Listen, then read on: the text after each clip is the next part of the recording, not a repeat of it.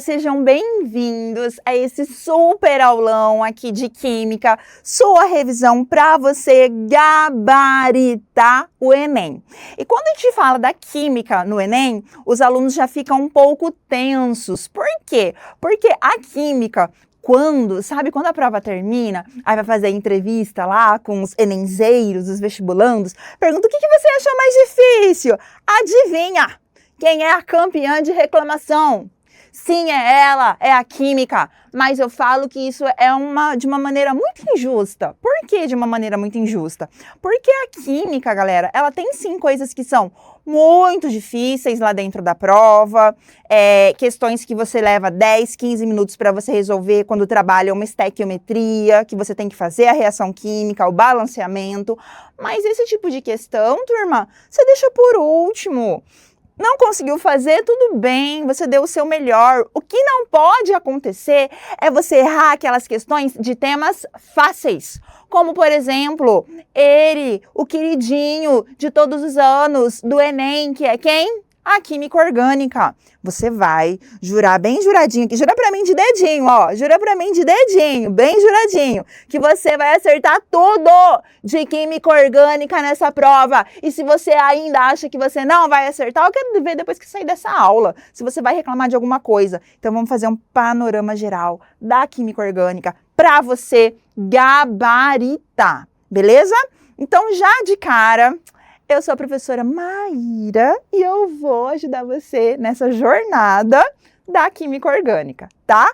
Nosso primeiro desafio, joga na tela para mim, Edu. Ele diz assim: no senso comum, considera-se ainda hoje que compostos orgânicos são substâncias presentes nos seres vivos. Na química, a expressão compostos orgânicos tem um uso histórico de mais de 200 anos, adquirindo diferentes conotações ao longo do desenvolvimento dessa ciência. Atualmente, atribui-se a essa expressão outro significado.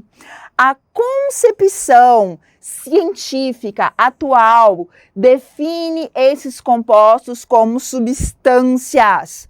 Olha aqui para mim. Gente, essa questão é uma questão de 2024, do Enem. Toda vez que a gente fala sobre química, você fica, meu Deus, eu tenho medo. Mas, traduzindo, ele só quer saber de você o que a química orgânica ela estuda. Eu sei que você já sabe o gabarito, você já tá marcando aí, você já tá querendo responder. Eu já tô ouvindo aqui desse lado, já tô até ouvindo aqui, ó, um coro. É a letra. Mas antes disso, vamos revisar para você poder saber qual é o conceito que você vai levar para a sua prova. Professor, eu ainda não sei a alternativa, não.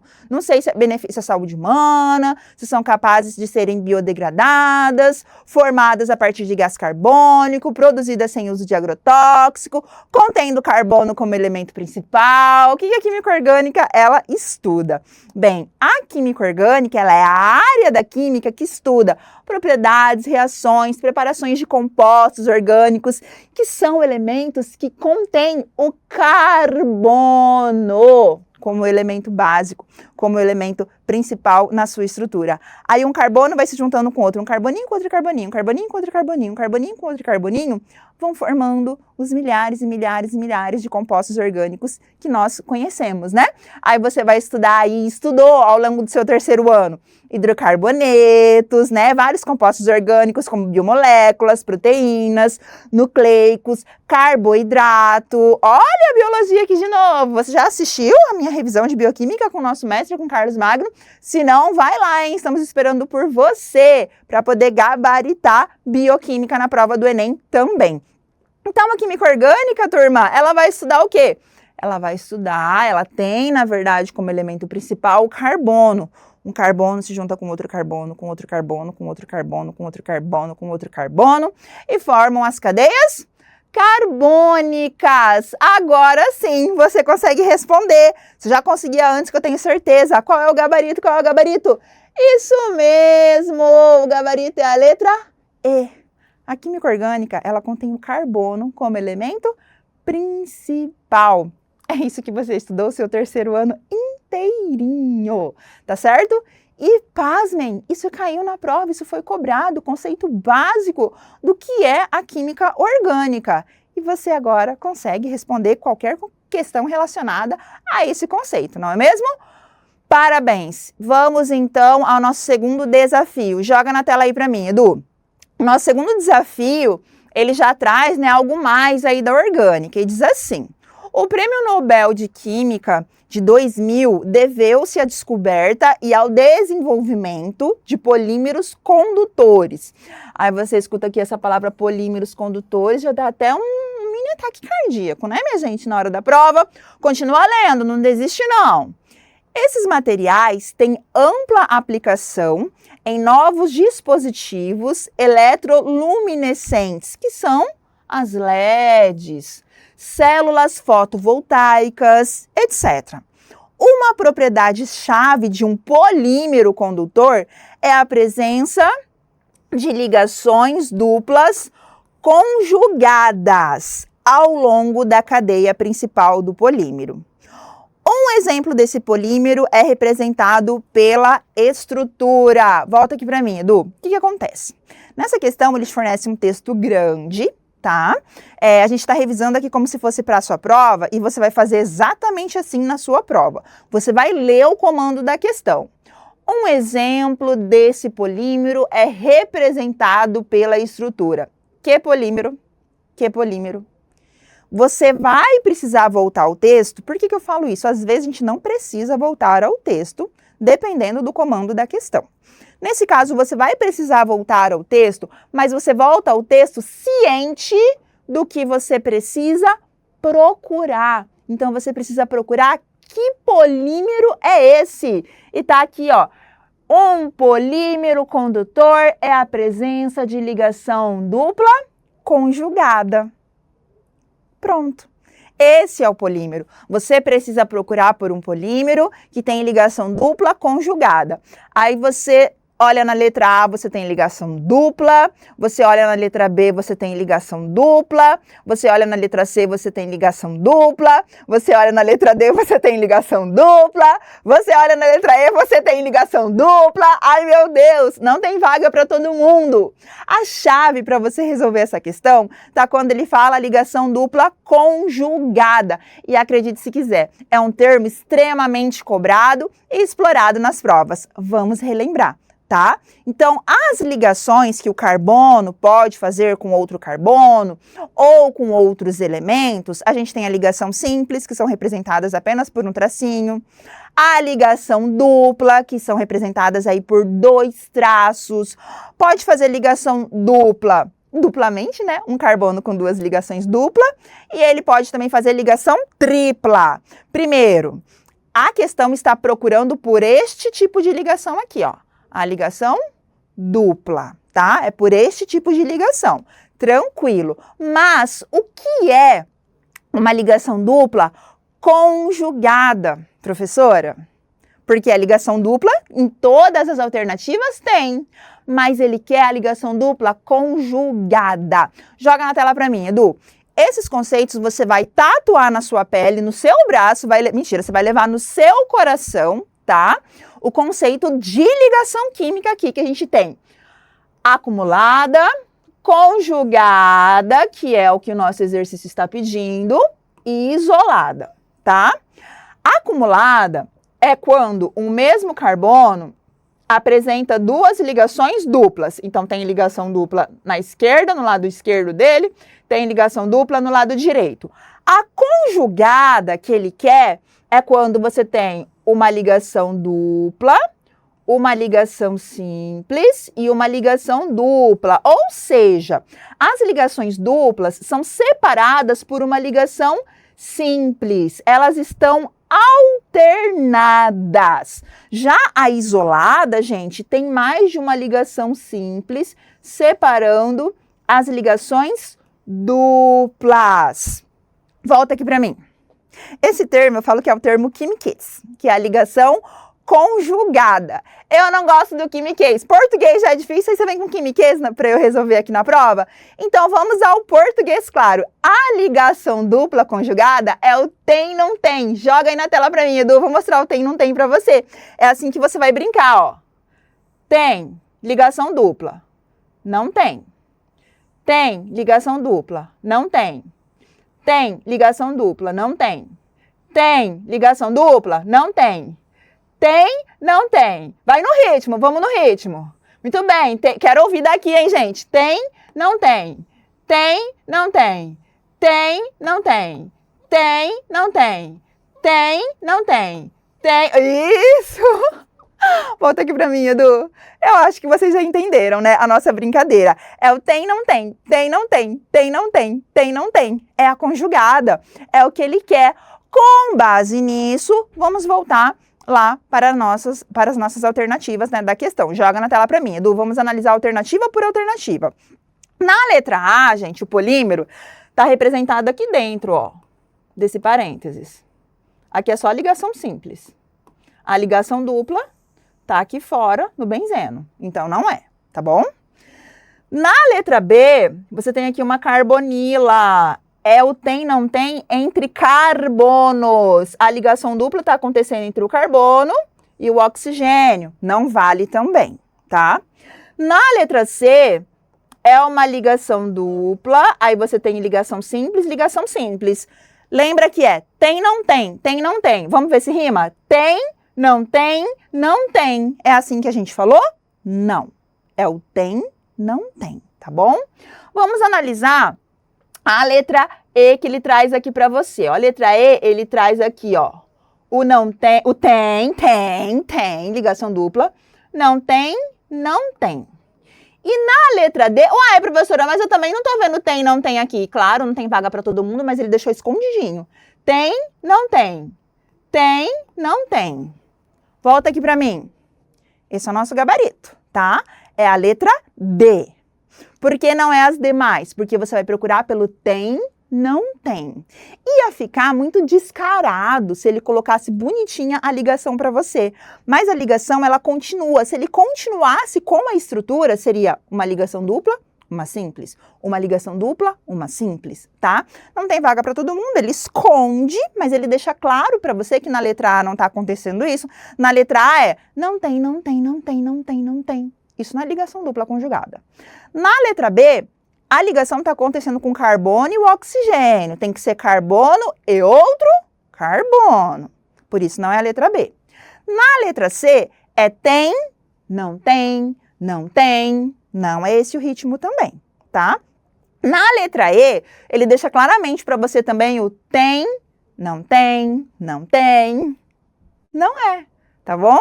Então, esse é o gabarito. Só de você saber o que é uma ligação dupla conjugada, você consegue responder essa questão. E, gente, é porque a gente tem muita coisa para poder revisar aqui hoje dentro da química orgânica, mas é um conceito que apareceu em várias outras questões. Então, leve esse conceito no seu coração, lembrando do tem, não tem, tudo fica mais fácil, né? Agora você vai gabaritar.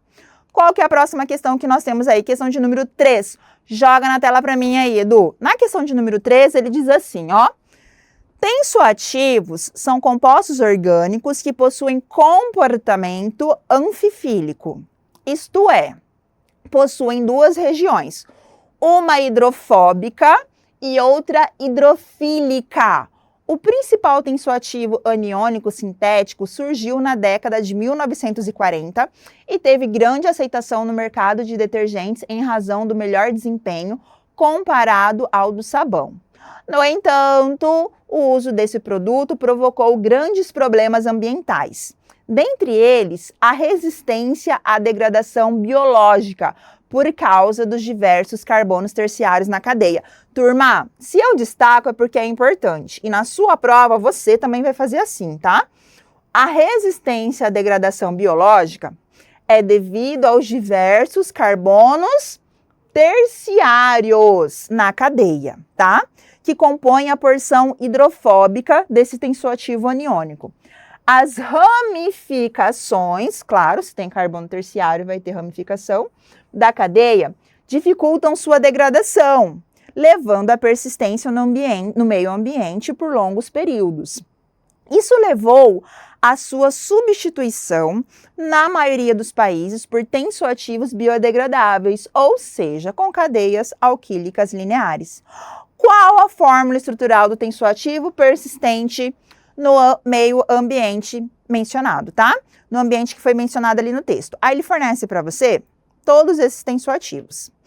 Se você lembra o que é um carbono terciário, lembra o que é uma ramificação, talvez você consiga responder essa questão prontamente, tá? Se você não lembra, vem comigo que eu vou revisar esse conceito, mais um conceito que se aparecer na sua prova, que vai aparecer na sua prova para você gabaritar. Então vamos lá, tá? A cadeia carbônica, ela pode apresentar algumas características que vão aparecer ali no conceitinho para você, como o heteroátomo. O heteroátomo, o que é um heteroátomo? É um átomo diferente ali do carbono que separa a ligação entre os carbonos, tá? Pode aparecer esse conceito para você aí na prova, mas aqui ele quer ramificações, e as ramificações, ela está associada à classificação de carbono primário, carbono secundário, carbono terciário e carbono quaternário. Vamos lembrar, se na sua cadeia tem somente carbonos primários, ela é uma cadeia normal, tá? Ela não tem ramificação. Se na sua cadeia carbônica tem carbono secundário e ou primários somente, ela também é uma cadeia normal, não tem ramificação. Então, quando é que a cadeia apresenta ramificação? Quando ela tem carbono terciário. O que é um carbono terciário? Olha ali no nosso exemplo, ele tem 3 carbonos ligados a ele, um na direita, um na esquerda e outro para cima ou para baixo, tá? Então, é o carbono terciário. E a ramificação, ela também pode ser representada pelo carbono quaternário. Olha o nosso exemplo, e carbono quaternário? Tem 4 carbonos ao lado dele. Então, esse carbono está no centro, carbono na direita, carbono na esquerda, carbono em cima, carbono embaixo. Tem um monte de carbono ali ao redor. As 4 ligações dele, porque o carbono é tetravalente, só faz 4 ligações, as 4 ligações dele são com outros carbonos, isso é um carbono quaternário. No nosso exercício, ele está falando propriamente do carbono terciário, que é o quê? Que ele está ligado a 3 carbonos somente. Um do lado direito, um do lado esquerdo, pode estar em cima ou pode estar embaixo, tá bom? Então, com esse conceito, que agora você já relembrou o que é uma ramificação, vamos responder a nossa questão. Joga na tela aí para mim, Edu. De acordo com isso, quem é o tensoativo que é mencionado no texto? Essa também é uma questão que você lê o comando e você precisa descobrir quem é o tensoativo. Para saber quem é o tensoativo, você tem que voltar no texto. O tensoativo, ele tem diversos, não é só um não, diversos carbonos terciários na cadeia, tá?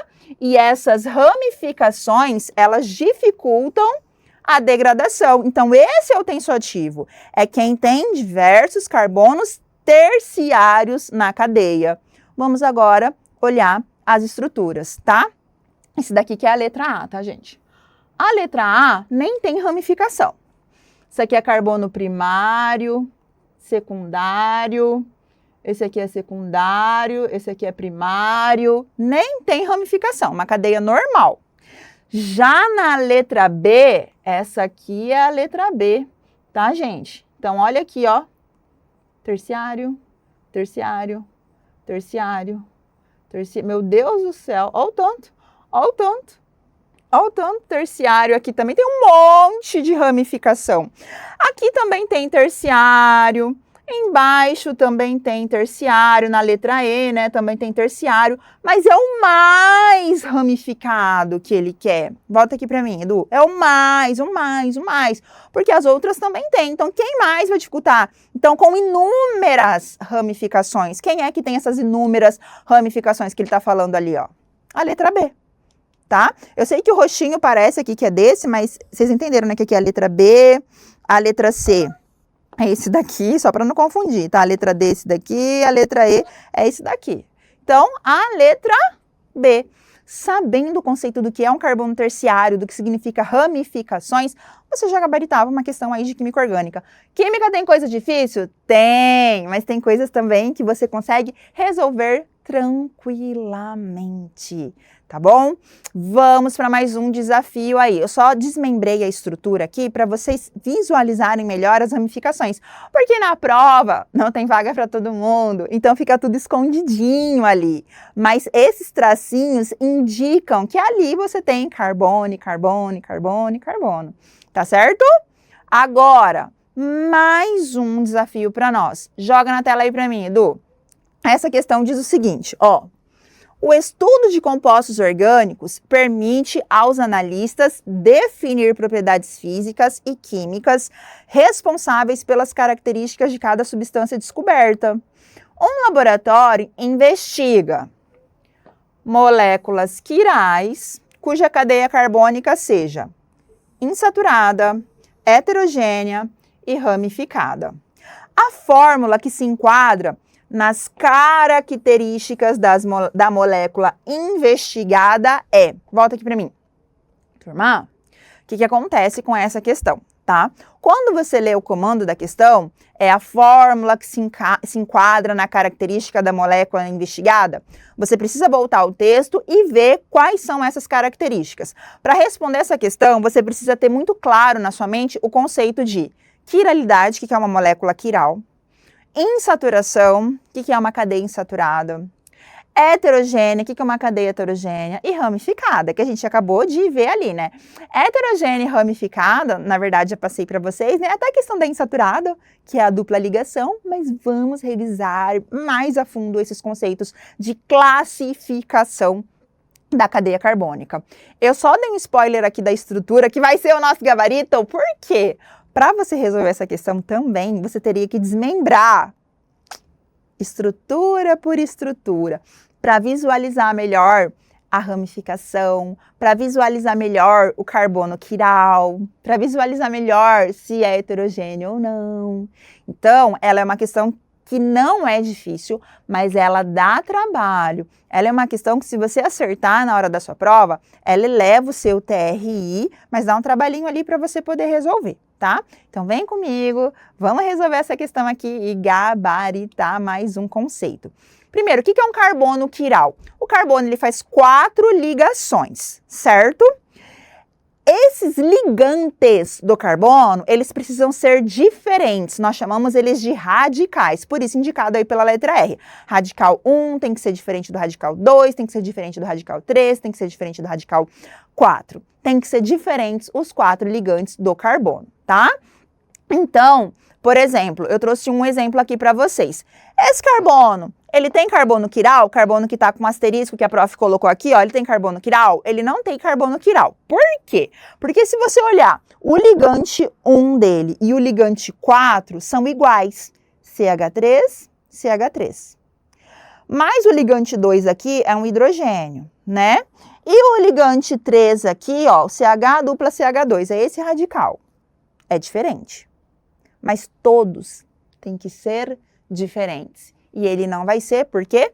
Porque o ligante 1 é um CH3, o ligante 2 também é um CH3, tá bom?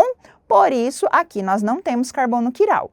Quer ver a presença do carbono quiral, onde você tem 4 ligantes diferentes? Olha lá, o carbono para você que está com um asterisco em vermelho. O ligante 1 dele, você tem uma carboxila. Esse é o ligante 1. O ligante 2 dele tem um hidrogênio. O ligante 3 dele tem uma amina ali. O ligante 4 dele tem um carbono com uma amida, tem uma centopeia ali embaixo dele. Então, são 4 ligantes diferentes. Isso é carbono quiral. São 4 ligantes diferentes. Então, sendo assim, você consegue identificar o que é um carbono quiral, tá bom? O que mais de classificação de cadeia carbônica estava presente ali naquela questão para eu poder identificar? A gente vai fazer toda a classificação aqui, tá? Só para poder lembrar, porque pode cair na sua prova. Dessa vez ele pediu ramificação, insaturação, carbono quiral, heteroátomo, mas pedir lá se é uma cadeia acíclica, alifática, cíclica. Que termos são esses? Quando a gente classifica uma cadeia carbônica, ela pode ser aberta ou ela pode ser fechada. Cadeia aberta tem os extremos livres, a cadeia fechada forma figuras geométricas. Triângulo, quadrado, pentágono, hexágono, vai formar essas figuras geométricas, tá bom? Então, a cadeia aberta, ela é chamada de acíclica ou alifática. Os termos mais cobrados quando ele quer saber se é uma cadeia aberta ou fechada, ele usa acíclica, que não forma um ciclo, tá? Ou alifática, que é aberta, sinônimo de aberta. A cadeia fechada, ela é chamada de cíclica, tá bom? Cadeia homogênea e heterogênea. Isso está associado à ligação que o carbono faz com outro carbono. Então, se na cadeia tiver um elemento diferente do carbono aqui, ó, separando a ligação entre os carbonos, isso é um heteroátomo, ou seja, uma cadeia heterogênea. Agora, se não tiver nada separando a ligação entre os carbonos, é uma cadeia homogênea. Lá na nossa questão, ele quer isso, ele quer uma cadeia heterogênea. Tem um heteroátomo, que é um átomo diferente do carbono, separando as ligações entre os carbonos, tá? Agora, lá também na questão, ele pede sobre cadeia saturada e insaturada. Ele quer uma insaturada. O que é uma cadeia insaturada? O carbono pode fazer com outro carbono, ligação simples, dupla ou tripla. Se ele tiver ligação dupla ou tripla, é uma cadeia insaturada. Dupla, 2 tracinhos, tripla, 3 tracinhos. Isso é uma cadeia insaturada. Agora, se tiver somente ligações simples, é uma cadeia saturada.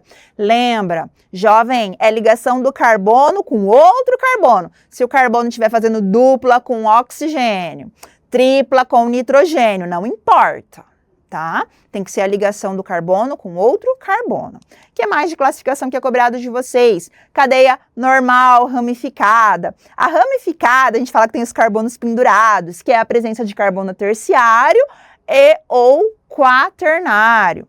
Já a cadeia normal não tem ramificações, tá? E a cadeia fechada, ela pode ser chamada, além de cíclica, de alicíclica. O que é isso? É uma cadeia fechada que não é aromática, porque as cadeias aromáticas têm o benzeno na sua composição. Pronto, turma. Agora sim, vamos voltar lá na questão. Joga na tela para mim, Edu. Aqui, ó, vou desmembrar para vocês, identificando. Molécula quiral, tá aqui nossa molécula quiral, tá? Ó os ligantes do carbono, você tem hidrogênio aqui, você tem do lado direito dele um monte de carbono com outras coisas, do lado esquerdo também, e embaixo CH3. Esse é o nosso carbono quiral, tá?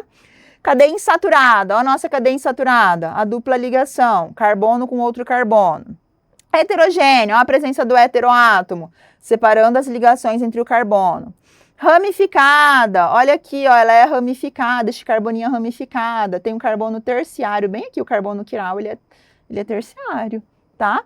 Por isso, o nosso gabarito aqui é a letra B, tá? Se você desmembrasse uma por uma, você veria que não tem essa letra A, por exemplo, ó, tem uma hidroxila aqui embaixo. Isso indica que ela não é ramificada, ela é uma cadeia normal.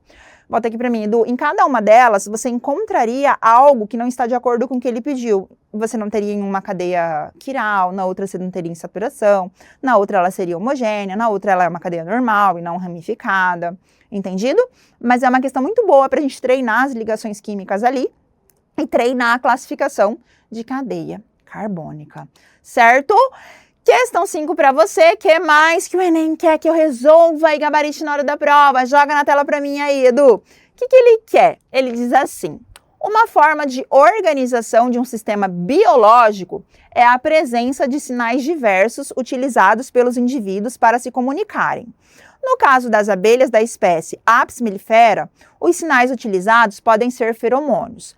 Para saírem e voltarem de suas colmeias, usam um feromônio que indica a trilha percorrida por elas, composto A.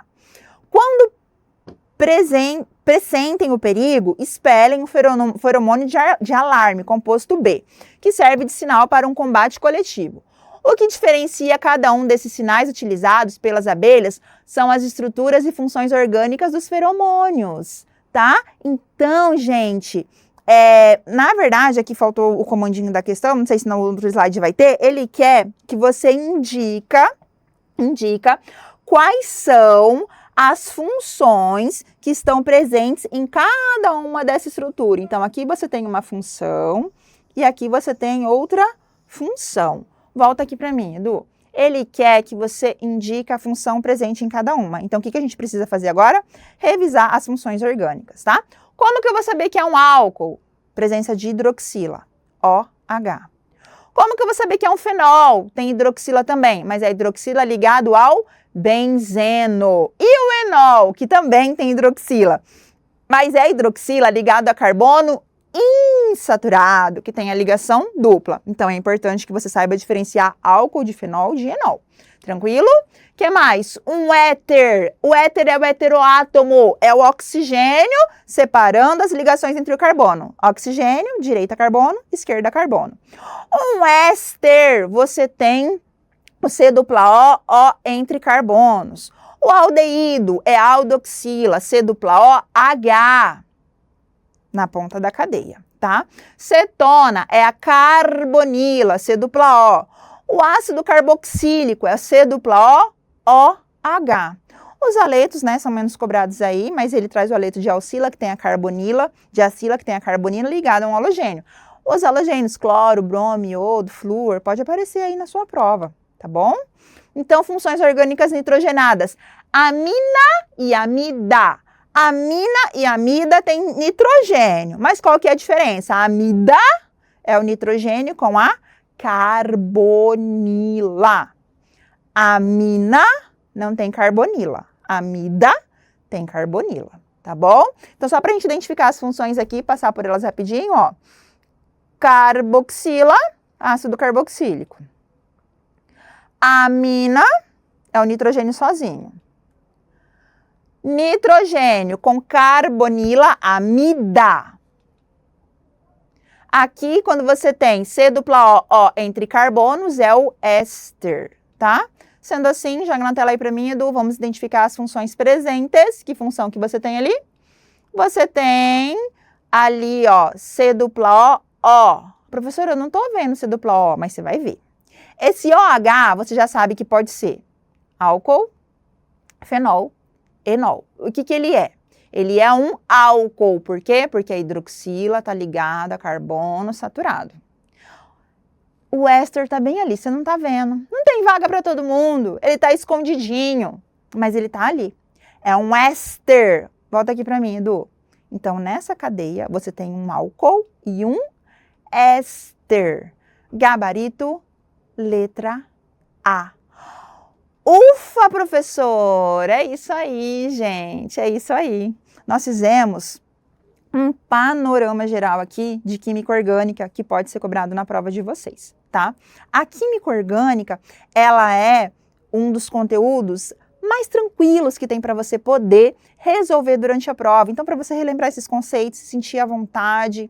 Mas o que mais, além da parte da química orgânica, tem, professora, na minha prova, que costuma aparecer muito, assim, né, relacionado aí a parte da química. Você tem a questão da separação de misturas. Você tem a questão envolvendo a separação de misturas, as etapas do tratamento da água. Aparece demais também na hora que você vai fazer ali a sua prova. Você tem a parte de cinética química. Você tem a parte de termoquímica, lei de Hess, que também é muito cobrado ali na sua prova. Você tem a parte da eletroquímica, que envolve a parte de pilhas, que também é cobrado aí na sua prova, tá? Aqui a gente procura trazer o melhor para você. Eu espero que você tenha fechado todas as lacunas aí de química orgânica que ainda restaram para você levar para sua prova. A sua aprovação tá cada dia mais próximo, você vai conseguir. Treina bastante, estuda. Agora é hora, ó, de revisar o seu material e gabaritar. Fechou? Tamo junto. Beijo no coração. Uma excelente prova para vocês. Fiquem com Deus. Valeu, galera. Bom demais ter vocês por aqui. Tchau, tchau.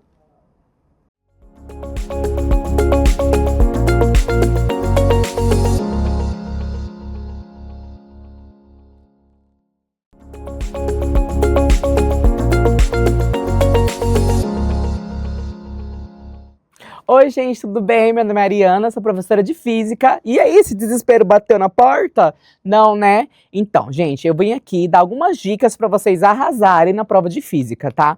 E é como que eu separei.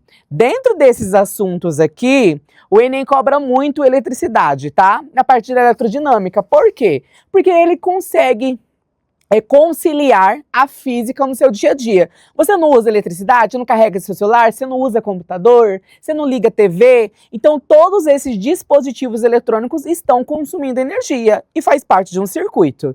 Então, é um assunto que está muito presente no seu dia a dia. Então, eu trouxe um resumão aqui para vocês de física, que vai de eletricidade, mecânica. Olha, tem um desenho aqui de força, de física, de Newton, de polia. E aí tem algumas dicas que eu trago para você da parte de cinemática e mecânica, e dinâmica, perdão. Então, eletricidade, se eu fosse assim, falar assim, estuda esse assunto, eu faria você focar na questão de consumo de energia elétrica, lei de Ohm, tá? Pelo amor de Deus, dá uma revisão em lei de Ohm, lei de Ohm, lei de Ohm e circuito elétrico, série paralelo e consumo. Consumo de energia é muito importante. Depois, quando eu for em mecânica, o que eu vou fazer quando eu estudar mecânica? Ai, perdão. A professora tá um pouquinho doida, tá? Mecânica entra a parte de cinemática e dinâmica. Se for cinemática, vai cair MRU e MRV. E aí você precisa saber a diferença. Professora, precisa decorar aqueles gráficos? Não. A equação do só sorvete? Não. Vai com calma. Primeiro você precisa saber a diferença entre o movimento retilíneo uniforme e movimento retilíneo uniformemente variado. Se você souber essas duas diferenças, vai te ajudar muito. Na parte de dinâmica, você precisa dominar as 3 leis de Newton. Eu falo para os meus alunos lá da escola, lá em VG, que eu sou de VG, eu aviso isso sempre para eles. Estudam as 3 leis de Newton, tá? Tem um bom baseamento nela, porque a primeira lei você usa quando você vai pegar um Uber, quando você vai pegar um carro, o cinto de segurança. E eu já disse ao longo das aulas, né, desse pouco tempo que eu estou convivendo com vocês, que o Enem adora carro. Então, se não é um macaco hidráulico, se não é uma roda, se não é um aumento de aro, ele sempre está abordando algo relacionado a carro. No último Enem, uns 2 anos atrás, acredito eu, caiu sobre colisão, porque o carro foi feito para se colidir, perdão. E esse ano, provavelmente, quase certeza, vai cair alguma questão de carro. Então, assim, pode cair sobre o quê? Sobre torque, fluido de freio, a importância do sistema de arrefecimento de um motor, o motor de 4 tempos, 4 etapas. Então, tudo isso está presente no seu dia a dia, tá? E aí a gente entra em ondulatória. Ondulatória, a primeira questão de 2023 foi ondulatória. Você precisa saber como que a onda se propaga. Aí você lembra daquela equação do sorvete, que é a multiplicação da frequência vezes o comprimento de onda, né? Você viu que ele te deu a frequência ou te deu o comprimento de onda, te deu a velocidade? Lembra da equação do sorvete, tá? V é igual a frequência vezes o seu comprimento de onda. Termologia, calor, ótica, magnetismo e física moderna. Gente, física moderna o Enem também está cobrando, nem que seja uma questão de forma sutil, tá? Como a substituição do Sol pelo buraco negro, efeito fotoelétrico, o estudo, a discussão entre a natureza da luz. Tudo isso entra aqui, ó, em física moderna. Nem que caia uma questão somente, mas vai vir essa discussão. Talvez eu chuto uma discussão que é bastante pertinente ao computador quântico, tá? Aí eu solto esse assunto dessa tecnologia, né? Ou inteligência artificial. Então vamos lá. Gente, essa questão do Enem, vamos lá. Não falei que era eletricidade? Joga aí na tela pra gente, Edu, fazendo favor. Ó, essa questão é da prova azul de 2010, questão 144. A resistência elétrica e as dimensões do condutor, vamos lá. A relação da resistência elétrica com as dimensões do condutor foi estudada por um grupo de cientistas por meio de vários experimentos de eletricidade. Eles verificaram que existe proporcionalidade. Aí você vai lembrar da matemática em uma coisa chamada diretamente proporcional. E aí eu te dou um exemplo. Se eu comprei um pastel, ele custa R$5. Se eu comprar 2 pastéis, eu vou pagar R$10. Então, conforme eu vou comprando pastéis, eu vou pagar mais caro. Existe uma relação de diretamente proporcional, ou proporcionalidade. Quando uma grandeza aumenta, a outra também aumenta. É uma analogia muito simples, eu adoro pastel e vai ajudar, tá? Já uma grandeza inversamente proporcional é quanto mais eu vou gastando meu dinheiro, pouco eu tenho. Então, é uma grandeza inversamente proporcional. Quando uma grandeza aumenta, a outra diminui. Resistência elétrica, comprimento e área da secção transversal. Isso daqui, de cara, você tem que lembrar do quê? Da segunda lei de Ohm. E aí, o que eu vou lembrar da segunda lei de Ohm? Que a resistência, ela vai depender do Rho, que é uma propriedade do material, e da razão entre o comprimento e a área, tá? Então, eu vou lembrar disso, do comprimento e da área. E ele já disse isso. Nossa, professora, nem precisava lembrar. Realmente, não precisava. Porque se vamos olhar só a imagem. Aqui tem um fio condutor de resistência. Aqui tem minha área, que é a minha área de secção transversal, representado pela letra A, o comprimento representado pela letra R e a resistência do material. E ele fala bem assim, considerando os resistores como fios, pode-se exemplificar o estudo das grandezas que influem na resistência elétrica usando as figuras seguintes. Vamos olhar a primeira imagem? A primeira imagem nós temos o seguinte, o comprimento desse condutor, representado pela letra L, a área da seção transversal, e aí eu dobrei o meu comprimento. Olha o que aconteceu com a minha resistência dentro do meu condutor. Eu vou trazer essa imagem aqui para outro slide. Eu tenho aqui uma área transversal, que é representado pela letra A, o comprimento do meu condutor, do meu resistor, perdão. E aí, o que aconteceu? Eu dobrei o meu comprimento. E o que aconteceu com a resistência elétrica dele? Dobrou também. Peraí, se uma grandeza dobrou e a outra também dobrou, quer dizer que existe uma relação em uma coisa aumentou e a outra coisa também aumentou. Diretamente proporcional. Essa é a primeira imagem, diretamente proporcional.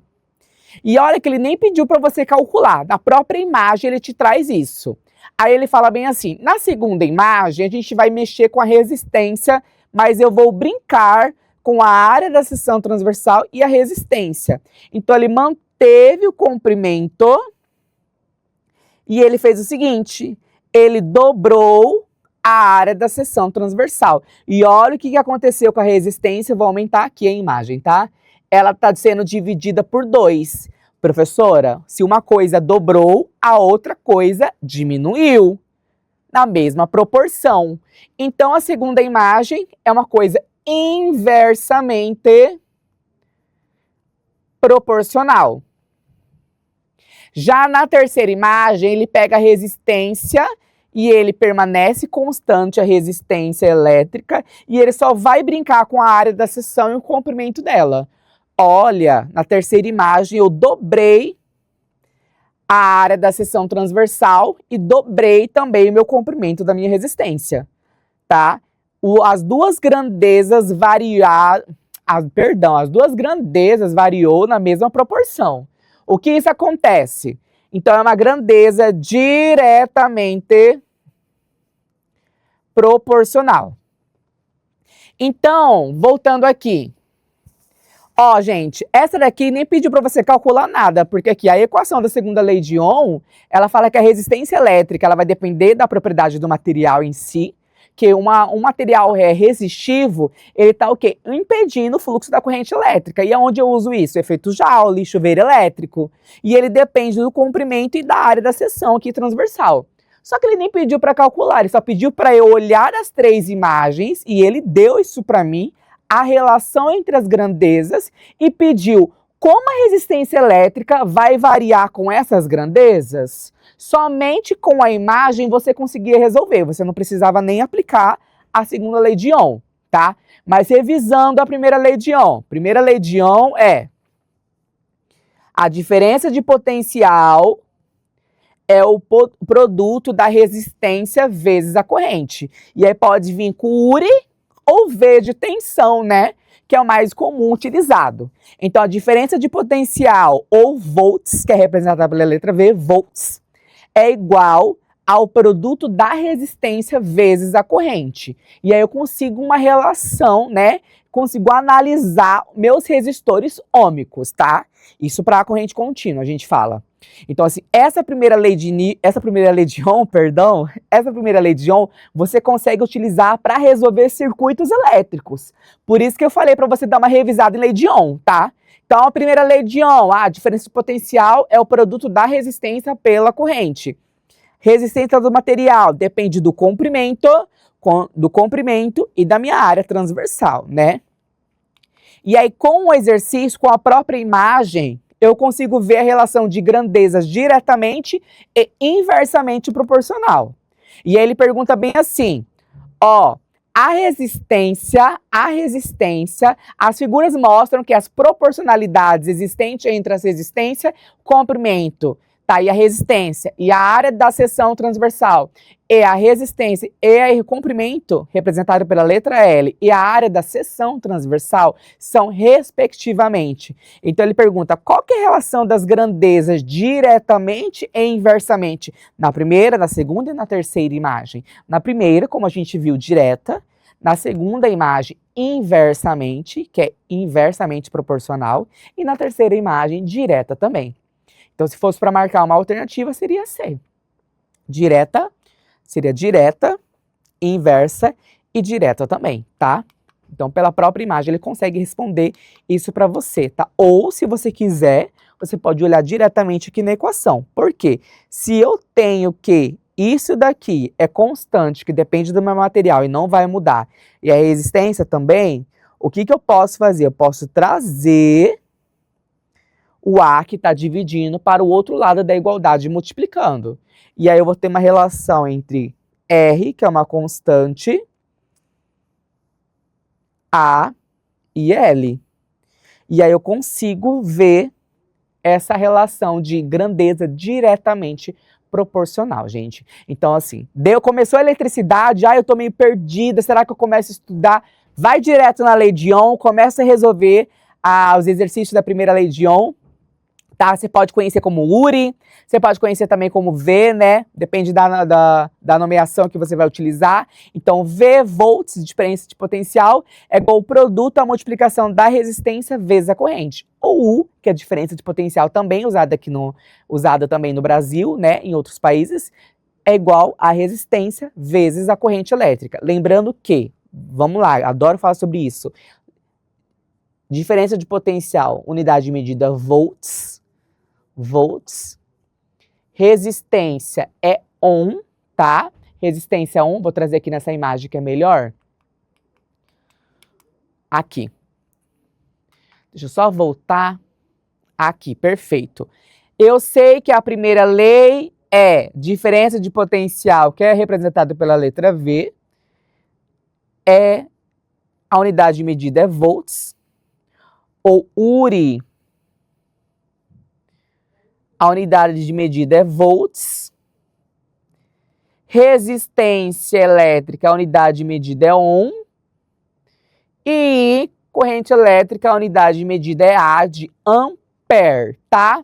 E aí, o que eu consigo perceber com isso? Que a diferença de potencial ela vai depender da resistência, que é uma grandeza física, e da corrente elétrica também, beleza? Vamos voltar para cá? Ó, próxima questão. Podemos estimar que o consumo de energia elétrica de uma casa, considerando as principais fontes de consumo, pense na situação que tem uma tabela aí, e que os aparelhos constam na tabela abaixo fossem utilizados diariamente da mesma forma. A tabela fornece a potência e o tempo efetivo do uso diário de cada aparelho doméstico. Volta aqui pra gente, Edu, fazendo favor. Gente, próxima questão que cai muito no Enem, e eu acho que dá para você dar uma revisada, é consumo de energia elétrica. Falou de consumo de energia elétrica, você lembra de fatura. Então, assim, as bandeiras tarifárias, elas vão mudar. Então, quando tiver na bandeira tarifária vermelha, o que vai acontecer? As usinas hidrelétricas, né, que é a usina que fornece essa demanda de energia pra gente, então, assim, ela não consegue atender essa demanda. Tá? O nível de reservatório está descendo. O que ela vai fazer? Ela vai solicitar as usinas termoelétricas para serem acionadas para conseguir atender essa demanda. Então, assim, se está na bandeira verde, tá tudo tranquilo, está sendo capaz de atender aquela demanda. Se não, eu vou solicitar o acionamento dessa termoelétrica, tá? E aí, por isso, a cor da bandeira está mudando do amarelo para o vermelho, tá? Porque eu estou solicitando a outra ajuda de outra fonte de energia, porque só aquela não está conseguindo atender a minha demanda. Então, por isso que ela está muito presente no nosso dia. Consumo de energia elétrica, quando você vê a fatura, ou a sua mãe pode te perguntar, quando ela compra um aparelho de eletrodoméstico, a primeira coisa que a gente vê quando a gente compra um aparelho de eletrodoméstico é um W gigante. E a gente pergunta, será que é 127, 220? Eu escuto muito isso na sala de aula e na rua. Esse W potência, mas será que eu posso? Então as pessoas confundem a potência com diferença de potencial, a tensão que você conecta com a tomada lá. Então assim, se eu estou falando de potência, é watts. Se eu comprei uma chapinha, eu estou falando que de 5.000 watts a melhor, eu estou falando que ela vai precisar de energia elétrica para transformar aquela energia em outra. Que outra? Calor. Porque eu estou usando a chapinha, mas pode ser um ventilador, pode ser um liquidificador, pode ser uma geladeira. Então, quando eu falar de potência, é quanto eu consigo usar um tipo de energia em trabalho, em outro tipo. Trabalho útil, claro. Então, a potência, unidade de medida, watts. Watts. E o consumo de energia elétrica depende da potência e depende do tempo. Então, qual é o vilão da conta de luz? O ar-condicionado e o chuveiro elétrico. E os dois trabalham com uma coisinha chamada calor. Ar-condicionado, calor. O ar-condicionado está retirando o calor, né? Está retirando aquele calor.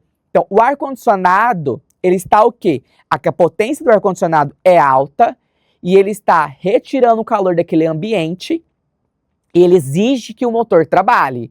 Então, o ar-condicionado e o chuveiro elétrico, eles são os dois pontos do vilão da conta de luz, tá? Então, eu estou utilizando o ar-condicionado de 12.000 BTUs, tá? Eu estou usando o ar-condicionado de 9.000 BTUs, tá? Que eu posso transformar em watts pela tabela, tá? É um dos eletrodomésticos que mais consome energia elétrica. Então, assim, qual é outro eletrodoméstico que consome mais energia elétrica? Chuveiro elétrico. Chuveiro elétrico utiliza o princípio do efeito Joule, que é transformar a energia elétrica em calor. E a potência dissipada é muito alta. Mesmo que você utilize pouco tempo, porque ninguém toma banho 1 hora, 2 horas ali no banho de água quente no chuveiro elétrico. Mesmo que você utilize por pouco tempo, a potência dissipada dele depende do quadrado da corrente. Então, vai muita potência dissipada. Então, passa um fluxo de corrente naquele resistor, há uma variação daquela corrente, há uma produção de energia, aquela energia é dissipada em forma de calor, e mesmo você usando pouco chuveiro elétrico, ele ainda consome muita energia. Então, a energia elétrica, ela depende da potência e depende do tempo. Então, eu comprei um eletrodoméstico lá, um ar-condicionado e comprei um chuveiro elétrico. Mas espera aí, professora, a minha geladeira fica 24 horas ligada. Mas espera aí, a sua geladeira, qual que é a potência dela? É 200 watts, é 300 watts. O do seu ar-condicionado é 5.000, 3.000. O do chuveiro elétrico de 3.000 a 5.000 watts. Então, mesmo que a sua geladeira fica ligada 24 horas por dia, não dá para entrar em comparação com o eletrodoméstico que possui uma alta potência. Então, falou de consumo elétrico, você tem que saber que depende da potência e do tempo. E aí ele pergunta o seguinte, é um exercício padrão do Enem. Se eu fosse citar, poderia cair esse exercício para você calcular, mas como são muitas questões, talvez ele apresente de uma forma teórica para você. Os vilões, as alternativas para você conseguir conciliar isso. Então, se eu quiser calcular o consumo do ar-condicionado, eu vou multiplicar a potência vezes o tempo. Então, aqui vai me dar 12 kWh. Se eu for calcular o consumo elétrico aqui, abre a tela para a gente, Edu, fazendo favor. vai ficar melhor para vocês. O consumo de energia elétrica aqui do meu chuveiro elétrico vai me dar 1,1, tá? Quilowatts-hora.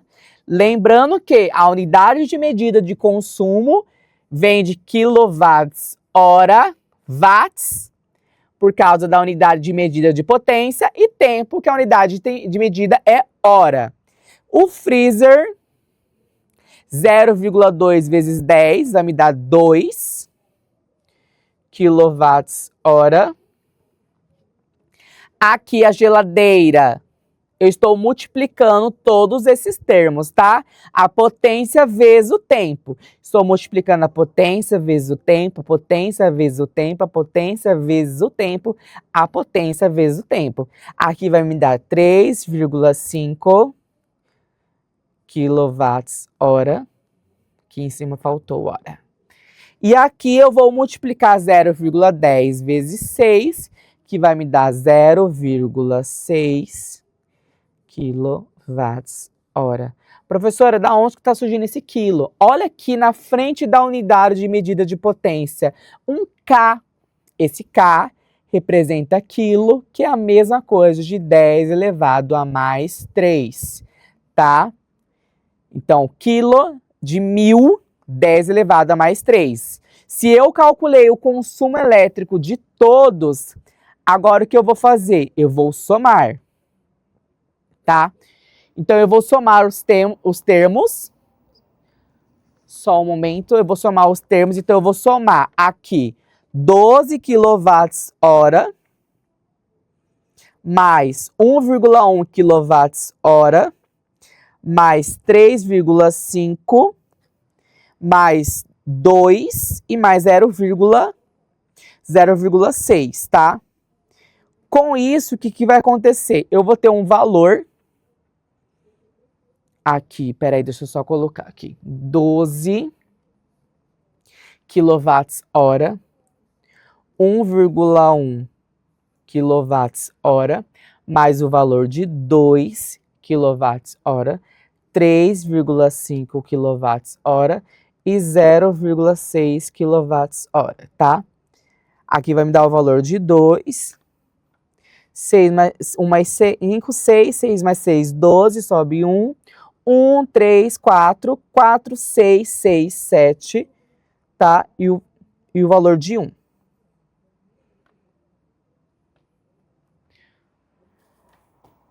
E aí, com isso, eu vou ter o valor, deixa eu só apagar aqui.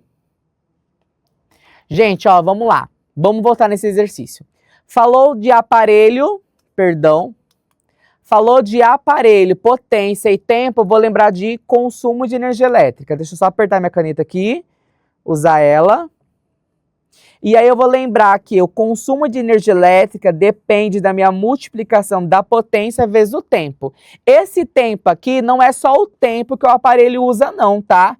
É vezes o tempo de quantas vezes eu usei ao longo do mês. Então, na sua conta de luz, volta aqui na tela pra gente fazer um favor, Edu. Na sua conta de luz, normalmente a Energisa vai usar, tá? De 28 a 27 dias, até 30 dias, tá? Que é o sistema de distribuição de energia aqui da minha cidade. Então, aqui, a leitura da conta de energia, ela sempre vem falando, olha, próxima leitura, dia 28 de dezembro. Quer dizer que a próxima leitura para analisar o consumo de energia, o quanto você usou durante aquele mês, tá? Foi de 28 a 28, totalizando 30 dias, tá?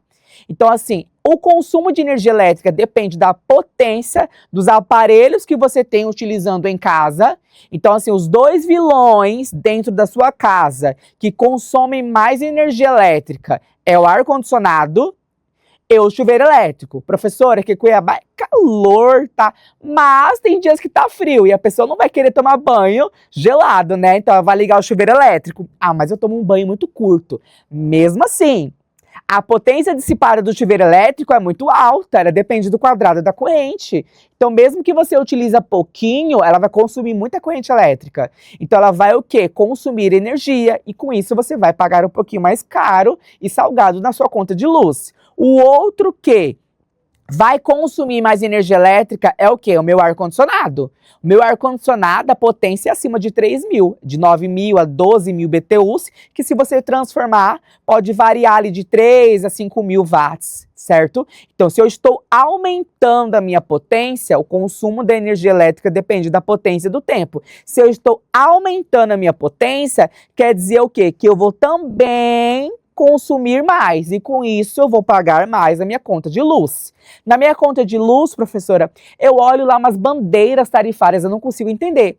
Quando ela está na cor verde, é para representar que a usina hidrelétrica, que é a nossa principal fonte de energia aqui no Brasil, ela está atendendo a demanda ali, ó, tá suficiente, tá tranquila. Né, eu ia falar, tá favorável. Mas aí o que acontece? Conforme vai diminuindo o nível de reservatório, vai mudando o tempo, né? Aqui em Cuiabá, agosto, meu Deus do céu, só misericórdia esse calor. O que acontece? Eu vou exigir outras fontes de energia e aí eu vou acionar as termoelétricas, perdão. Por isso, a mudança da cor no meu sistema, na bandeira tarifária. Então, assim, lá vai para o vermelho, quer dizer que está acionando a termoelétrica e com isso você vai pagar um pouquinho mais salgadinho ali na sua conta de energia, tá? Então, o consumo de energia elétrica depende da potência e depende do tempo. Então, deu uma tabela para você ou falou da conta de luz, você olha bandeira tarifária, você olha o consumo de energia, tá? E você olha os eletrodomésticos. Perguntou os vilões, vai em cima do ar-condicionado e do meu chuveiro elétrico. Então, para calcular potência, libera a tela pra gente, Edu. Para calcular a potência, eu dependo da minha multiplicação da potência vezes o tempo. Então, eu tenho na minha primeira coluna o aparelho, o ar-condicionado, meu Deus, meu vilão, professora, 1,5, pouquinho, né? Mas olha aqui o que está do lado da unidade de medida watts, quilo. E o quilo representa 1.000, 10 elevado a mais 3. O chuveiro elétrico, 3,3, galera, quilowatts. Olha aí os dois vilões logo de início para te assustar. Temos o freezer, a geladeira e as lâmpadas, tá? E olha que legal que ele não deu nem as quantidades, né? Porque nós não temos normalmente uma lâmpada em casa, temos várias. O tempo de uso do ar-condicionado, do chuveiro elétrico, do meu freezer, geladeira e lâmpada. Para calcular o consumo de cada equipamento, o que eu vou fazer? Eu vou multiplicar a potência vezes o tempo. A potência vezes o tempo, a potência vezes o tempo, a potência vezes o tempo, a potência vezes o tempo. Então, falou de consumo de energia elétrica, potência vezes o tempo. 8 vezes 1,5 vai me dar 12 kWh. 3,3 vezes 1 sobre 3, né, que é 1/3 aqui, vai me dar 1,1 kWh. 0,2 vezes 10 vai me dar 2 kWh. Aqui, 0,35 vezes 10 vai me dar 3,5 kWh. 0,10 vezes 6, 0,6 kWh. E aí, o próximo slide, o que eu vou fazer agora? Se eu tenho que a minha potência total vai ser a soma dos meus eletrodomésticos utilizados, né, meu consumo, né? Então, eu vou ter 12 mais 1,1 mais 2, então ele vai dar 13, vai dar 15, 18, vai dar 19, alguma coisa. Vamos somar aqui, vai dar 6, então vai dar 12 aqui, 12 mais 2 vai dar 14, estou somando os números inteiros primeiro, 12, 14, 17,5, então aqui, ó, deixa eu só apagar aqui. Então, 12 mais 2 deu 14 já. 14 mais 1, 15,1. Somei esses três primeiros. E agora eu vou somar esses dois aqui. Aqui vai dar 1,1, sobe 1, 4,1. Mas, então deu 19,2 kWh. Só isso? Não, não acaba por aí, tá? Por quê? Porque tudo isso foi usado durante 30 dias, então eu tenho que o meu consumo vai ser 19,2 kWh vezes 30. Então, eu vou ter 19,2 kWh vezes 30, vai me dar 576 kWh. Esse é o total que ele usou durante 30 dias, tá? O total que ele consumiu durante 30 dias. E aí eu vou multiplicar esse valor pelo que a distribuidora de energia me solicita. Então, a Energisa, nesse caso, ela vai consumir por quilowatt-hora 0,40 centavos. Se eu pegar esse valor e multiplicar por 576, ele vai me dar um valor aproximadamente de 230,4, tá? E aí a alternativa correta é a minha letra E. Então, meu sistema de distribuição de energia, ela cobra, tá? Volta aqui na tela, ela cobra por quilowatts-hora. Então, assim, nós aqui temos o sistema, nós temos uma concessionária que ela fornece energia para você e ela vai cobrar, claro, por quilowatts-hora. Quanto ela cobra por quilowatts-hora? Então, primeiro eu tenho que analisar o quanto eu consumi. Na sua fatura, além de vir um consumo, ela vem os impostos. Os impostos que você paga dos encargos, você paga impostos referente à iluminação. Então, assim, aqui no Enem, ele só está perguntando para você o quanto você está pagando referente ao consumo, beleza? Falou de consumo de energia elétrica, depende do quê? Da potência e do tempo. Se eu comprei um eletrodoméstico de maior potência, de 10.000 watts, ele vai consumir energia, tá? Se eu estou usando ele muito tempo, agora imagina só o seguinte, alguém abre um salão de beleza, entendeu? E tá pagando na concessionária. Imagina o quanto ali eu estou usando dispositivos, quantos de equipamentos estão sendo consumidos ali, potência, tá? Chapinha usa o efeito Joule e consome muita energia, tá? Então a conta de luz vem um pouquinho salgada. Vamos para a próxima questão? Ó, prova azul 170, é a questão 170 de 2012, tá? Existe no mercado chuveiros elétricos. Aí, ó, outro vilão da conta de luz. E ele fala bem assim: a potência de um chuveiro elétrico é dado pelo produto entre sua resistência e o quadrado da corrente. Então ele falou bem assim: a potência do seu chuveiro, ela depende da resistência vezes o quadrado da corrente. Então, a potência de um chuveiro elétrico, ela é dada também pelo produto entre a resistência elétrica e o quadrado da corrente que circula. O consumo de energia elétrica, por sua vez, é diretamente... Ah, professora, eu lembro, quando uma grandeza aumenta, a outra também aumenta. Perfeito. É diretamente proporcional ao seguinte. E aí ele fala que que o consumo de energia elétrica, por sua vez, é diretamente proporcional à potência do meu aparelho. Então, o consumo de energia elétrica é proporcional à potência. Quanto maior a potência, maior é o meu consumo de energia. Isso eu tinha analisado lá no exercício anterior. E aí ele falou o seguinte: considerando as características apresentadas, qual dos gráficos a seguir representa a relação entre energia consumida de um chuveiro elétrico e a corrente dada por ele? Então vamos lá.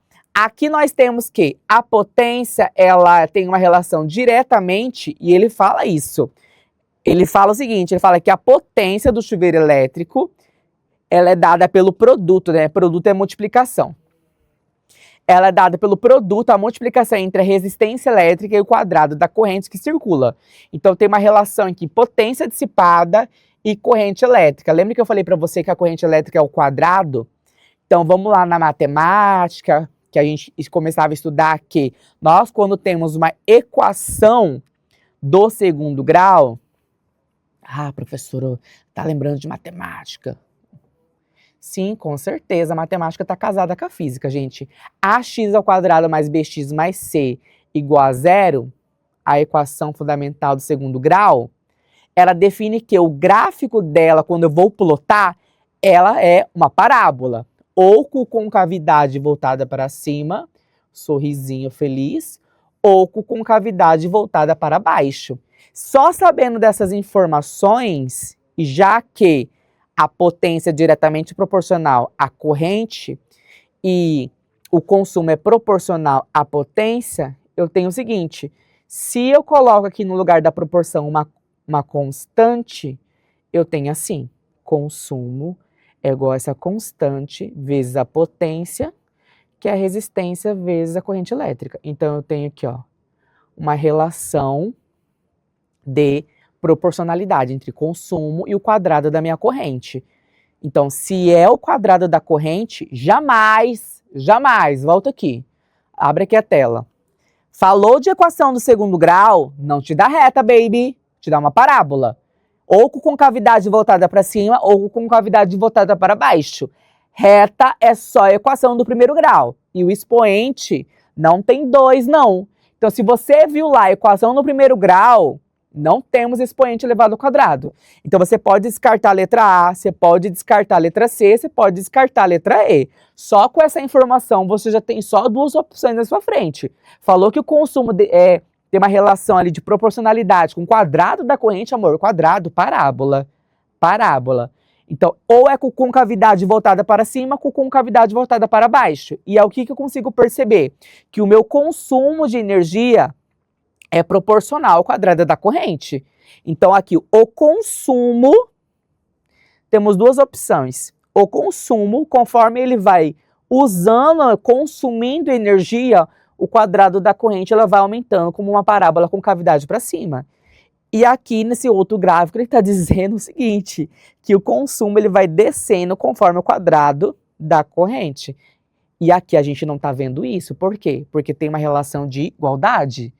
Tá? Uma coisa está aumentando, a outra coisa está diminuindo? Não. Uma coisa está aumentando e a outra coisa também está aumentando. Então, tem uma relação aqui de diretamente proporcional. Tá bom? Então, vamos para o próximo. Circuitos elétricos. Gente, circuitos elétricos caem. Você tem que saber a diferença em um circuito em série e um circuito em paralelo.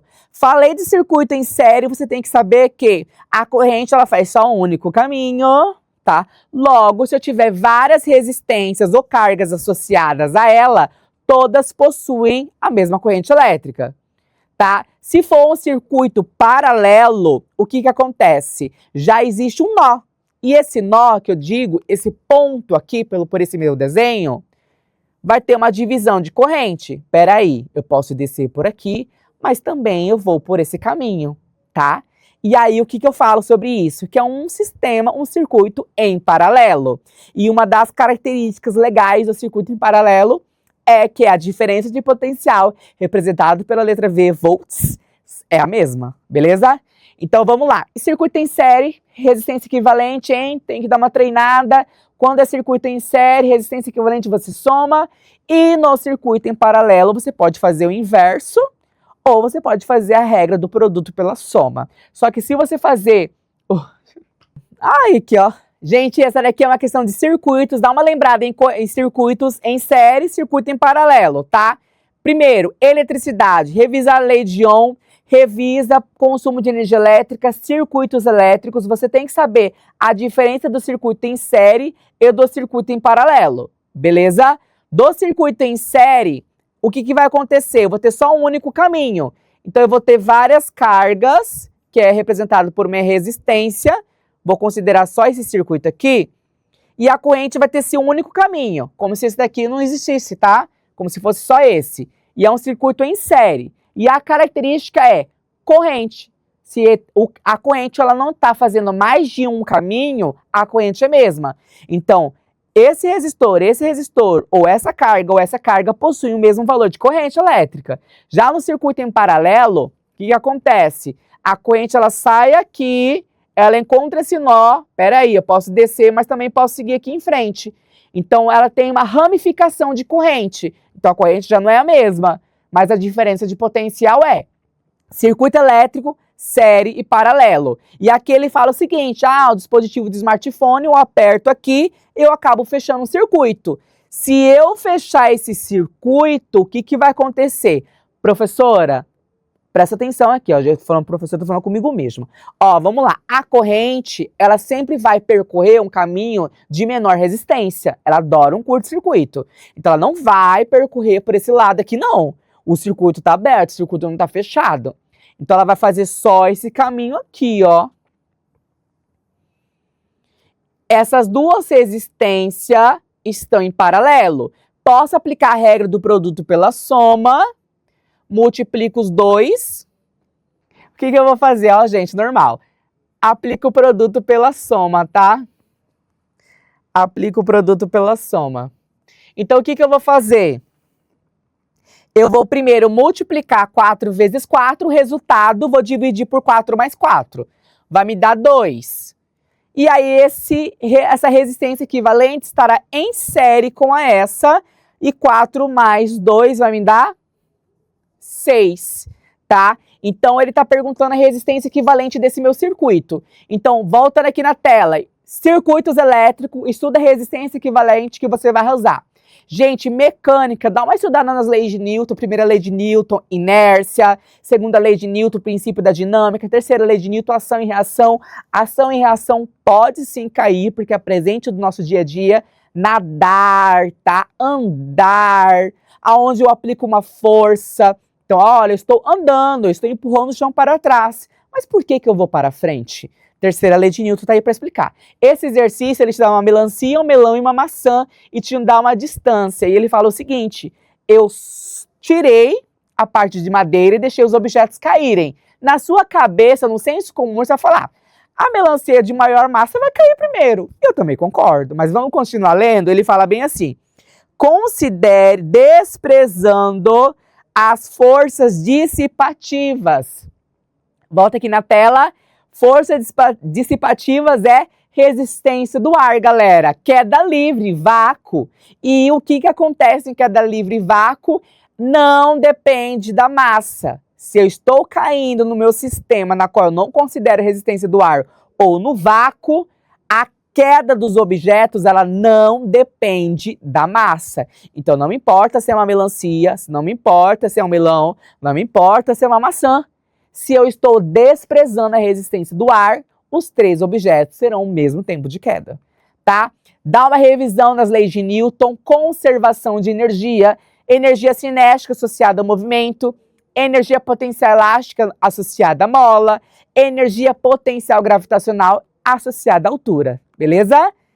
E aqui, para vocês, eu trouxe também a parte de colisão. E o Enem trouxe bastante questões de colisão, gente. Colisão porque ele pode entrar na parte de energia, ele pode entrar na parte de impulso e na parte de quantidade de movimento. Bati o carro. E hoje, no nosso dia a dia, a gente percebe que os carros têm essa propriedade de ser feito para se deformar.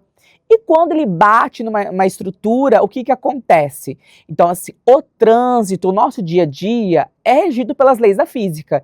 Então, o Enem gosta de conciliar esse seu cotidiano com a física, com a teoria que você aprende em sala de aula, beleza? Calor, se eu fosse dar uma ideia para vocês de calor e temperatura, vocês precisam saber a diferença entre calor e temperatura. Calor e temperatura são coisas iguais? Não são, tá? Calor é energia e temperatura não é. Aqui eu tenho uma imagem de uma lâmpada e um corpo preto, um corpo escuro, perdão, e um corpo branco. Então, o que vai acontecer?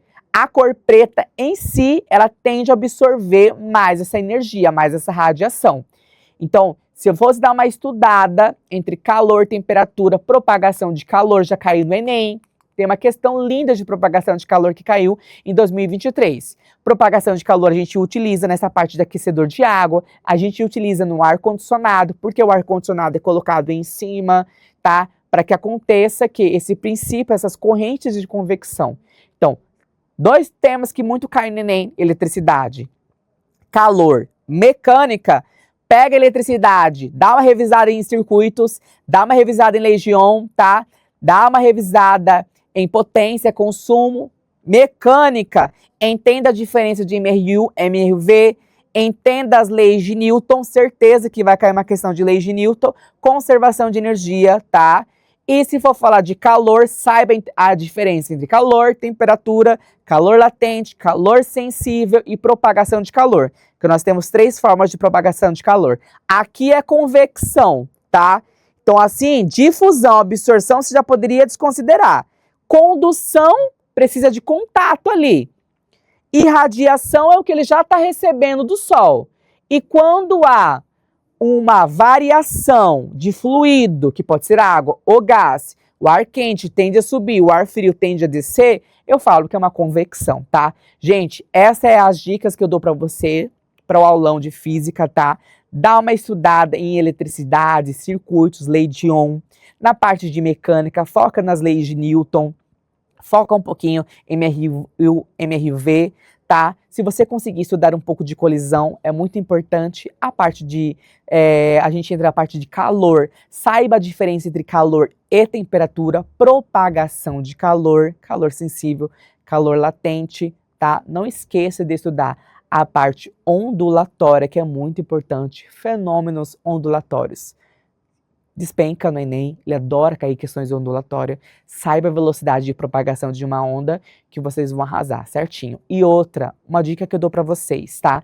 Conforme vocês vão lendo as questões, leu a primeira, achou muito difícil, não fica batendo cabeça. Respira fundo, vai para as próximas questões. Porque o Enem ele pode colocar a primeira questão fácil ou mediana e uma questão fácil lá no final, de ciência da natureza de física, como já aconteceu. Então, assim, você viu que a primeira foi fácil, a segunda foi difícil, vai nas últimas questões, tá? Que talvez tenha uma questão fácil e é importante você acertar as de níveis fáceis e médio, tá? E eu quero que você acerte tudo, que você gabarite tudo, claro. Mas respira, vai com calma, entendeu? Leia a questão, tá?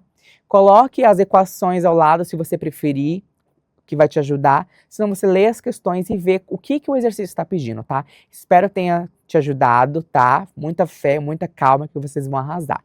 Até logo, gente. Tchau, tchau.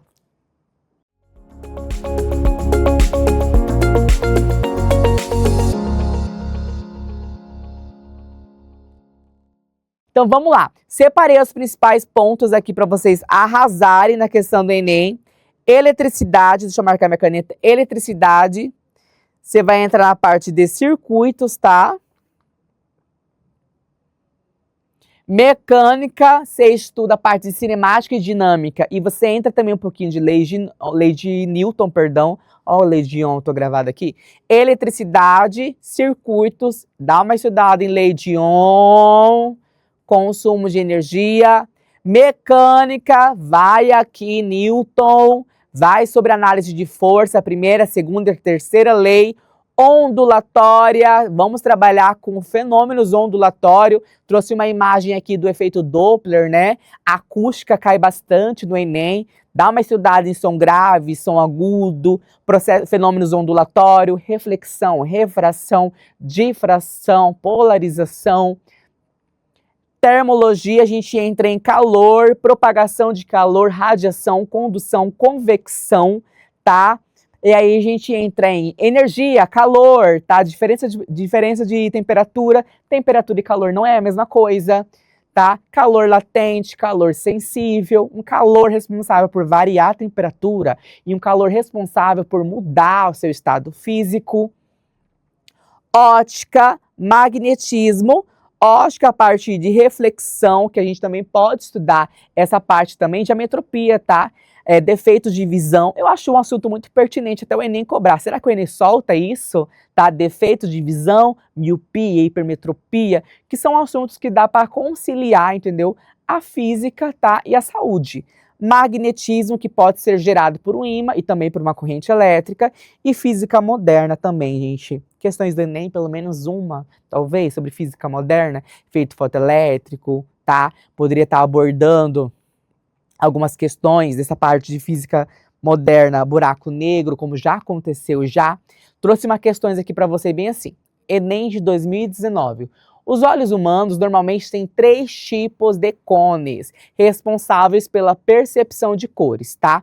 Então, nós temos o tom vermelho, os cones vermelhos, azuis e os cones verdes, tá? Que a gente fala de cones.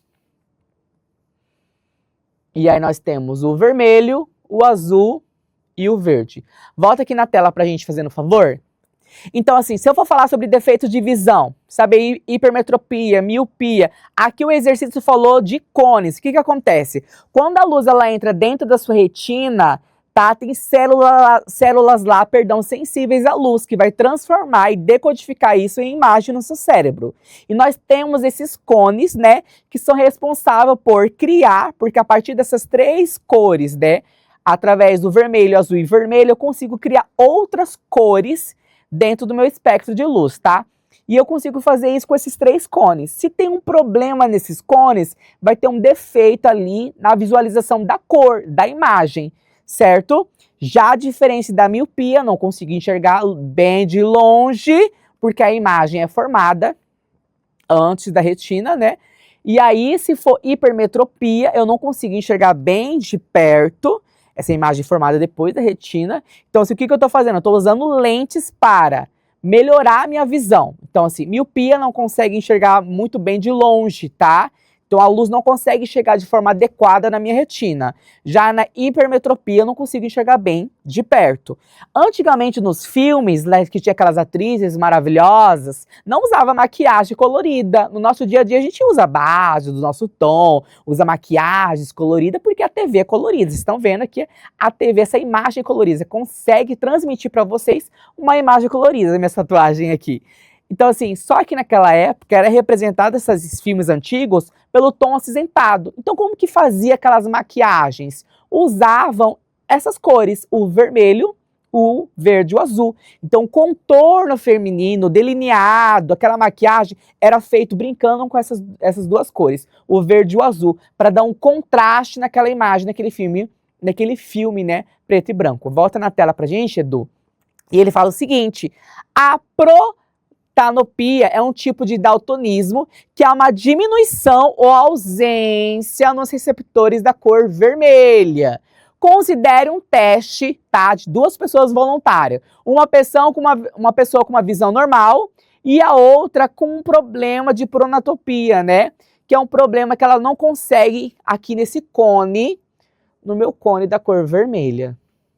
Então, se eu olhar o meu desenho, a cor vermelha está conectada aqui com o verde e o azul, formando outras cores. E ele pergunta, qual é o cartão que os 2 vão conseguir enxergar a mesma cor? É aquele que não tem um envolvimento com o vermelho, tá? Então, o vermelho está coincidindo com o amarelo, com o verde, resultando no amarelo, branco, ciano, magneta. E a única cor que não vai estar misturando com verde e vermelho é a minha cor, azul. Volta aqui na tela pra gente. Então, em questão de ótica, sugiro vocês estudarem defeitos de visão, miopia, vocês estudarem hipermetropia, tá? Qual a diferença dos outros 2? Aqui no Enem, ele trouxe uma brincadeira. As crianças, assim, para fingir que vocês não estão vendo elas tampam os olhos assim, tá? Ele não tá me vendo, tá tampando os olhos. Então, algumas crianças, ao brincarem de esconde-esconde, tampam os olhos com as mãos, acreditando que esse procedimento aqui, ó, tô tampando os olhos, não tô conseguindo enxergar, não poderão ser vistas. Essa percepção da criança, ela vai contrariar o conhecimento científico para serem vistos os objetos. Para eu conseguir enxergar, existe um processo de reflexão. Professor ondulatório, olha aqui, ó, reflexão da luz que atinge os olhos, tá? Então, essa alternativa é a letra A. Só que a criança, ela brinca com isso porque ela acaba esquecendo ou não percebendo que a outra está conseguindo enxergar pelo processo de reflexão da luz. Nessa questão, o Enem trouxe que a luz composta pelos fótons, que são pequenos pacotes de energia, mas você não precisava dela, tá? Para responder essas questões. Através do simples fenômeno da reflexão, você conseguir resolver. Então, falamos de luz, vamos estudar que a luz é uma onda eletromagnética, que ela se propaga no vácuo, nós conseguimos enxergar só o espectro da luz visível, tá? Que as cores do arco-íris está contida dentro da luz branca. Então, quando eu consigo ver isso? Quando chove, a luz atravessa dentro da gotícula da água, sofrendo o processo de refração, reflexão, tá? E quando ela sai da gotícula da água, ela sai dispersando, fazendo aquele disperso da luz, tá? Que a gente fala disperso da luz, que é um fenômeno também da física, que aí mostra para você de forma visível que as cores do arco-íris que está ali contida estão dentro da luz branca. Então, nós conseguimos enxergar o visível e essa luz, tá? Essa luz visível, ela faz parte de todas as cores do arco-íris. As cores do arco-íris não são feitas de forma aleatória, sempre obedecendo a de menor energia para maior energia, de maior comprimento de onda para menor comprimento de onda. E a outra questão, ela fala sobre isso, a retina, tá? Então, posso considerar uma questão sobre doença de visão, miopia, hipermetropia, porque eu posso trabalhar com o quê? Lentes divergente e lentes convergente. Lente divergente eu utilizo para as pessoas que têm miopia, não conseguem enxergar de longe, a imagem é embaçada, tá? E eu utilizo lentes divergente. Uma imagem é formada antes da retina e a outra depois da retina. Para corrigir a hipermetropia, eu utilizo a lente convergente, tá? Ela vai convergir a luz em um ponto. Nossos olhos têm o cristalino. E esses cristalinos, essas lentes, obedecem, tá? Como se fossem lentes convergentes. Essa questão aqui de 2017, ela fala o seguinte: a retina é um tecido sensível à luz, tá? Células sensíveis à luz, que o que acontece? Localizado na parte posterior do olho, onde ocorre a formação da imagem. Nesse tecido encontram-se vários tipos de células celulares específicos. Um desses tipos celulares são os cones. A gente acabou de falar sobre isso, né? Que convertem diferentes comprimentos de onda em luz visíveis em sinais elétricos, que são transmitidos pelo nervo óptico até o cérebro. Em relação à visão a degeneração desse tipo de célula vai comprometer o quê? Se eu estou trabalhando com os cones e ele trabalha com, eu tenho 3, que vai identificar o vermelho, o verde e o azul, e com esses 3 cones, com a junção e a mistura dos 3, eu consigo formar outras cores, pode voltar aqui?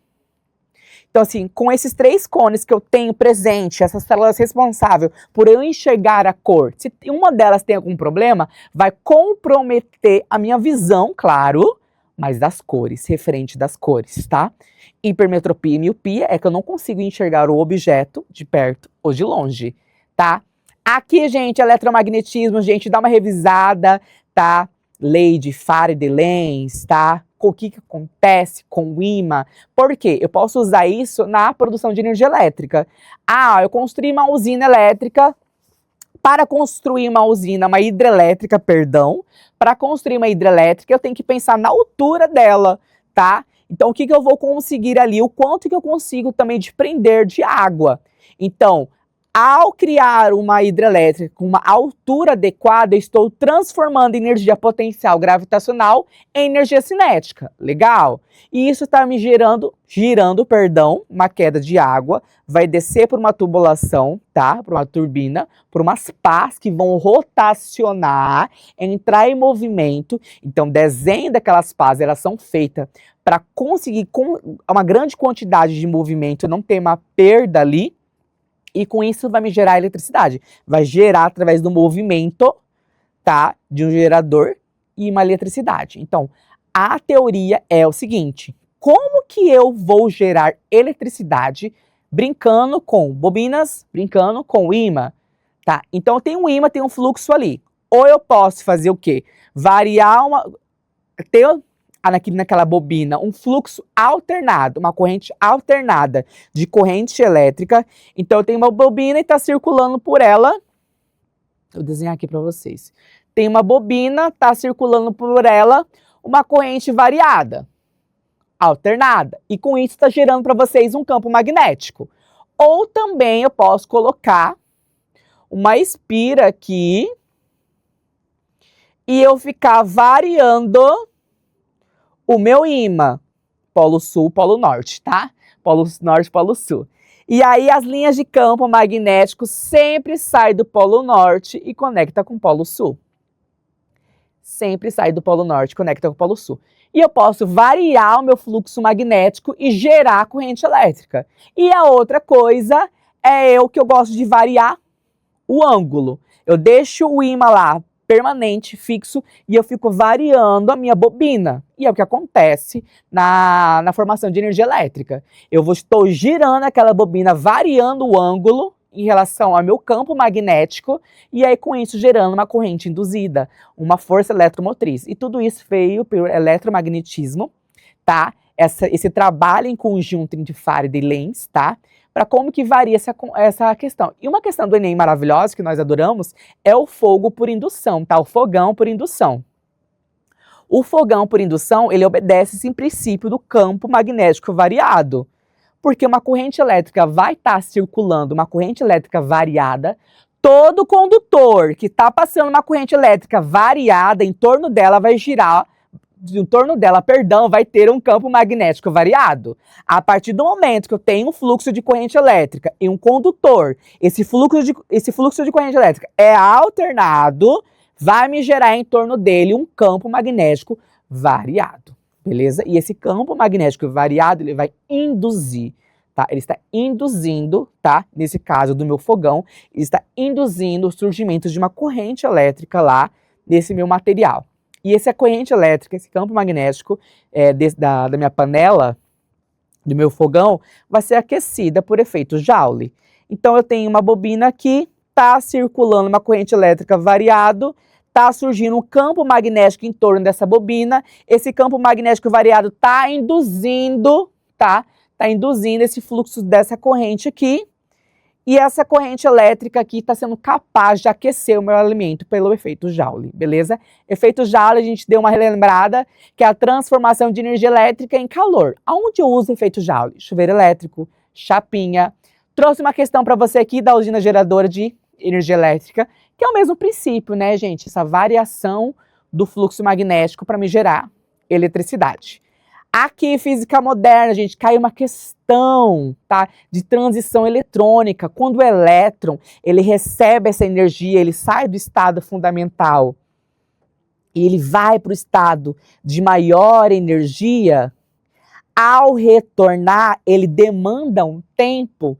Esse tempo que ele vai retornar, ele está emitindo excesso para obedecer o princípio da conservação de energia. Então, eu estou no elétron fundamental. Tudo na natureza tende a ficar no estado fundamental. Quando eu recebo essa energia e vou para o estado mais avançado de energia, ao retornar, eu preciso liberar essa energia já absorvida. E eu vou liberar a partir do excesso dessa luminescência, tá? E um dos fenômenos estudados aqui é transição eletrônica, tá? Se fosse chutar uma questão de física moderna, eu chutaria a parte da mecânica quântica, tá? Computador quântico, poderia chutar isso. Poderia também apresentar para vocês a parte do buraco negro, efeito fotoelétrico. Pelo menos no Enem ele vai cobrar uma questão de física moderna, tá?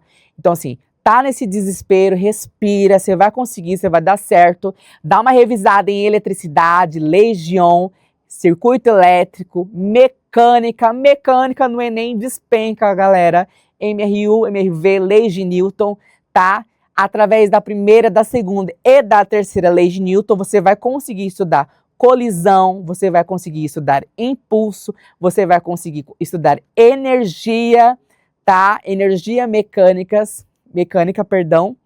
E aí na parte de ondulatória, dá uma focada em fenômenos ondulatórios, saiba a diferença, tá? De reflexão, difração, refração, tá? Saiba a diferença entre calor e temperatura, tá? E na parte de luz, dá uma estudada na parte de doenças de visão. E na questão de física moderna, eu trouxe para vocês essa e tem essa daqui maravilhosa. Olha o que acontece. Pai, o que é física quântica? Mostra essa questão, para finalizar, mostra essa questão aqui pra gente na tela, Edu, fazendo um favor. Pai, o que é física quântica? Isso é muito complexo para entender, filho. Faz outra pergunta? Então me explica o que está acontecendo com o Brasil. Bem, a física quântica é um ramo teórico da ciência e ele já traz o seguinte: a Charge, ela contextualiza o ramo da física moderna, a física quântica, e ele trabalha com a física nas partículas subatômicas. Quais comportamentos quantizados? E ele pergunta bem assim: é correto afirmar que, de acordo com a física clássica, a grandeza presente na natureza, que é quantizada, dentro que a gente começou já a estudar, a gente estudou que a carga elétrica ela depende de um número inteiro vezes o elétron fundamental, que é o que né. E aí, a gente deixa como alternativa a carga elétrica, tá? Então, voltamos aqui na tela. Essa é a aula para vocês de revisão, tá? Lembrando que vocês podem olhar as aulas anteriores, dar uma estudada, pega a prova anterior do Enem de Física, dá uma olhada, qual foi a primeira questão que o Enem já trouxe para vocês, já cobrou, tá? Aqui a primeira questão do Enem de 2023 foi ondulatória. Como é o princípio da ondulação? Foi uma onda transversal, amplitude, comprimento de onda, são essas características que o Enem gosta de cobrar também, entre amplitude, propagação da onda, quais fatores essa velocidade de propagação da onda, ou quais essas características estão envolvidas dentro da velocidade de propagação, tá? Espero ter ajudado, espero ter contribuído. Calma, respira. No Enem você vai conseguir, você vai arrasar, tá, galera? Boa sorte, tá, no Enem e arrasem na prova, tá? Tchau, tchau, gente.